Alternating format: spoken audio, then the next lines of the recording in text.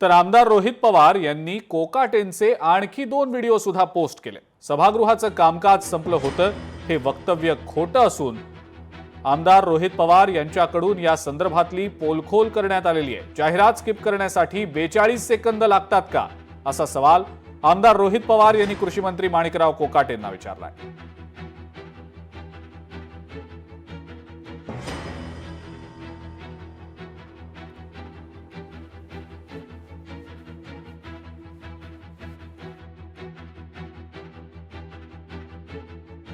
तुम्ही जो खुलासा केला स्किप करण्याचा, तर ते म्हणतात 42 सेकंद इतका वेळ कधी स्किप करण्यासाठी लागतो का? मला लागतो, त्याला नसेल लागते। जास्त हुशार आहे माझ्यापेक्षा, ते अत्यंत हुशार आहेत।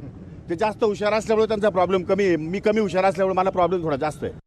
तुम्ही काय करत होता, कसं करत होता, कसं ते पत्त्याला पत्ता जोडत होता, हे दुनियेने बघितलेलं आहे।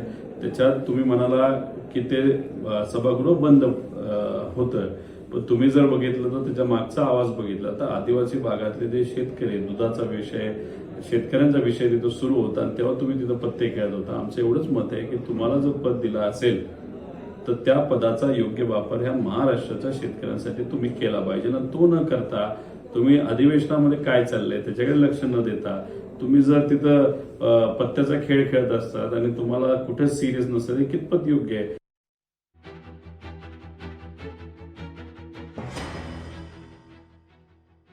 काल जे कोकाटेंनी विधान केलं होतं की 12 ते 13 सेकंदाचा तो फक्त ऍड होती, तर त्याच्यात खरं तर ते बोट लावून खेळताना सुद्धा दिसतायत। आणि आज आता ही जी माहिती मिळतीये की खरंच तो 42 सेकंदाचा असेल, तर एकही सेकंद न वाया घालवता कोकाटेंचा राजीनामा आजच्या आज घेतला गेला पाहिजे, याच्यात काहीच नाही।